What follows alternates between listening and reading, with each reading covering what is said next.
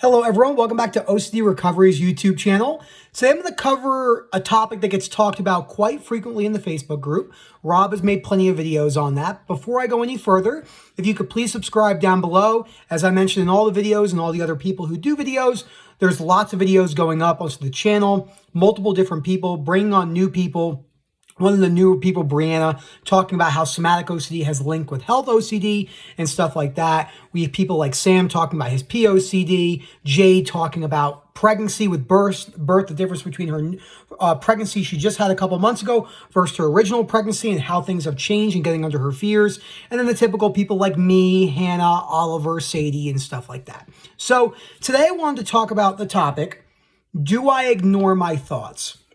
Now, this is a pretty complex question. We're going to go about it. The way I'm going to cover it is we're going to go about it in stages. So let's talk about what ignoring the thoughts actually are, because the terminology ignoring the thoughts can have some benefits in certain areas of the recovery journey. It kind of ties into thoughts are just thoughts. So you kind of, you're aware that they're there and then you just ignore them and go about your day. Let's talk about the beginning stages of recovery. Someone who has chronic OCD recovery and why ignoring the thoughts will usually not work to the degree that a lot of people in the community tell people to. We know that thoughts are thoughts was the major form of therapy and getting underneath, well, not even getting underneath fears, just getting people to move towards recovery what they thought with the best intentions, just ignore your thoughts. And it's hard if you don't have chronic OCD, as we do, we understand that doesn't quite work that way. It doesn't mean it can't have benefits further along in the recovery journey, but let's talk about the very beginning of the journey. So you're chronically latched.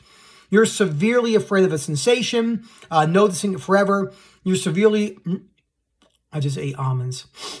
You're severely afraid of POCD or ROCD or something like that.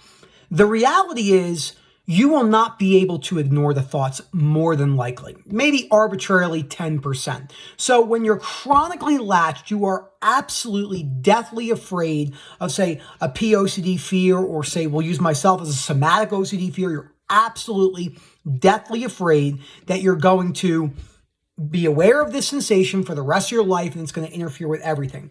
You will not be able to just ignore those intrusive sensations or those intrusive thoughts, especially because they will feel, as Rob says, as real as they can get.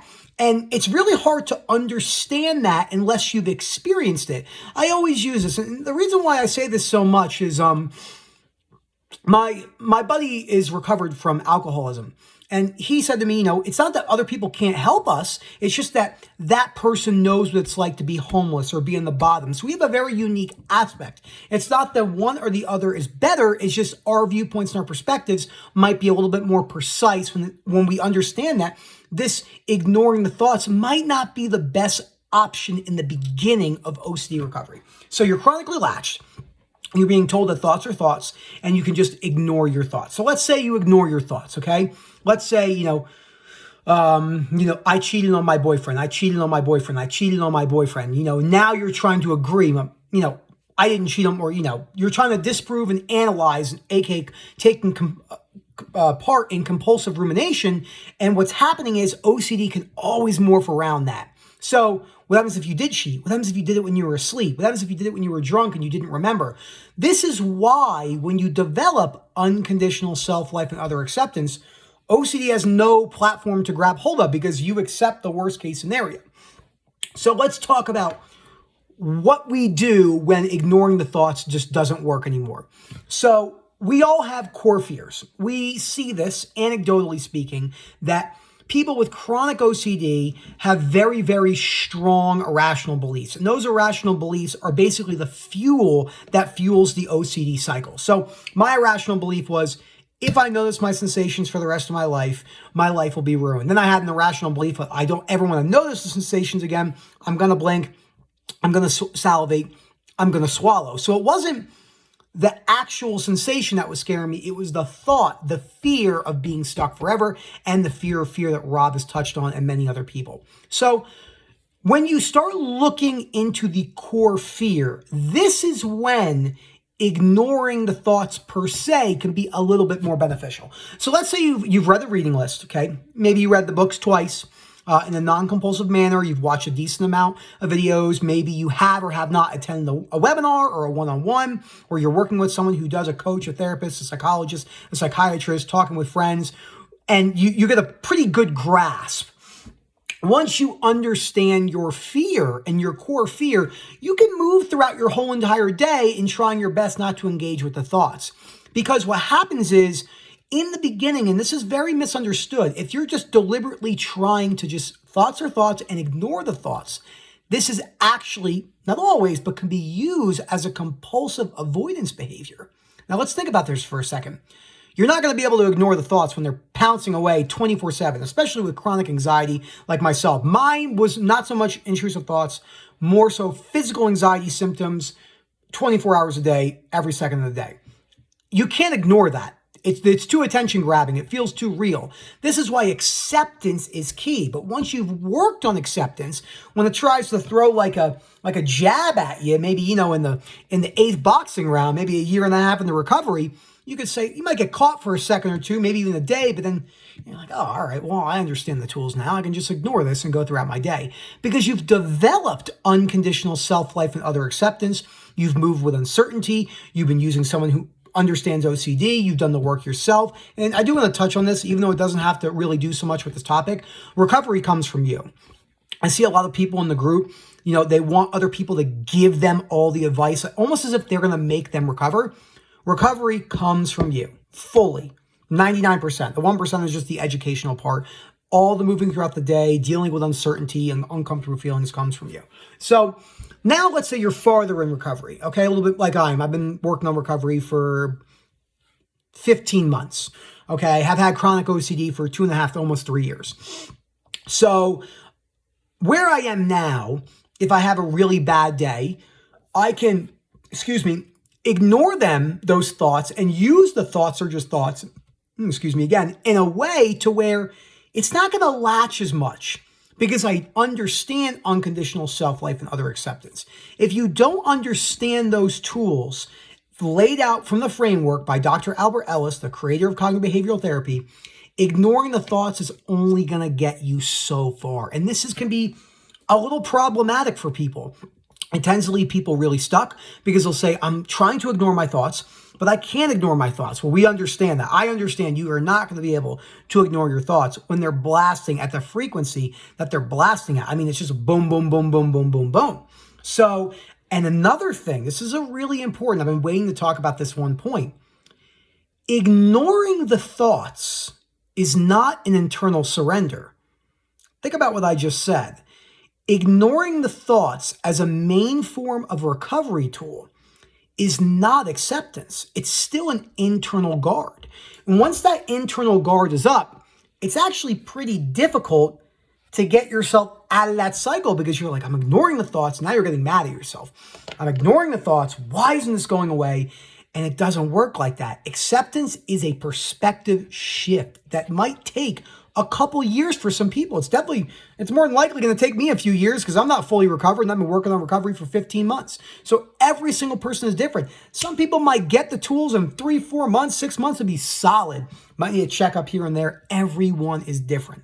But what I do know is the main form of ignoring your thoughts cannot be used in the way that most people are talking about using them. That's the problem. It's not that it doesn't have any validity. It's not that thoughts are not, doesn't have validity. We're just saying if your therapist or your friend or your coach or anyone is telling you that thoughts are thoughts is the main form of attack and they don't mention getting under your fears, might not be giving you the best advice. Sometimes that's hard to hear because getting under your fear might take a little while. It took me like 14 months to realize what my conditional self-acceptance fears were. I made a lot of progress in realizing that only 4 weeks ago with the newer type of fears I've had, but I've been latched for 15 years, just not chronically.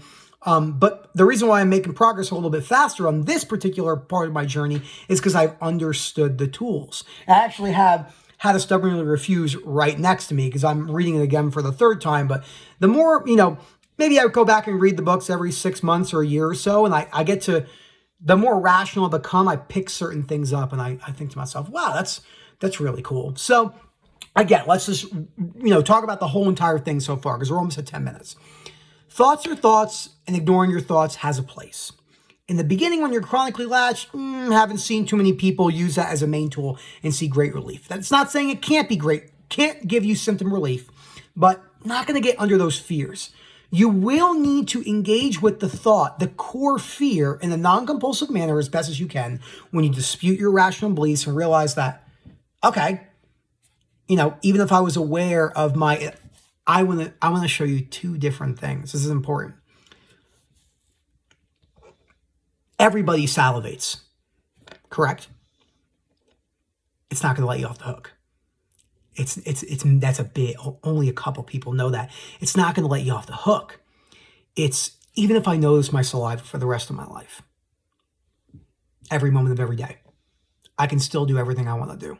I might not enjoy every moment, but I'll have enjoyable moments. It's not trying to prove to yourself that everyone else has that thing. You can go back and watch what I just said. That's a very important factor that's missed a lot, especially with somatic OCD. So I'm not going to be able to ignore that. Again, using myself as an example, I can't ignore that intrusive sensation all day long. It's inside me. It's part of me. I had to work at the core fear and acceptance. It's not that, oh, everyone does it. It's fine. What happens if you do it differently? What happens if, you see how OCD morphs? Has to be acceptance of the worst case scenario for many of us. Oliver, we've had many conversations. I definitely consider Oliver a friend of mine. He had to go to the worst case scenario to actually see some major full relief. Not that he didn't see relief by ignoring thoughts and thoughts are just thoughts, but he needed to look at that core fear. This is, not talked about too much. Again, later on in the journey, this can be a more beneficial tool, combined with the unconditional self-life, other acceptance, moving with uncertainty, exposures, and stuff like that. So thank you so much for watching. Hopefully this video was pretty informative. Look at there. She just sits here. Boobs. Let's just see what she's doing here. You say hi to the camera for me. She wants to say hi to the camera. What's she doing? Give me a kiss. Let's see if I can really make her sounds. She loves making sounds. Look at those eyes. We're going to go in the wind tunnel. Ooh. Oh, there it is. She makes these like grunting sounds. She's so cute. But don't forget to subscribe down below, and definitely more videos coming from me and other moderators and Rob. Have a great day.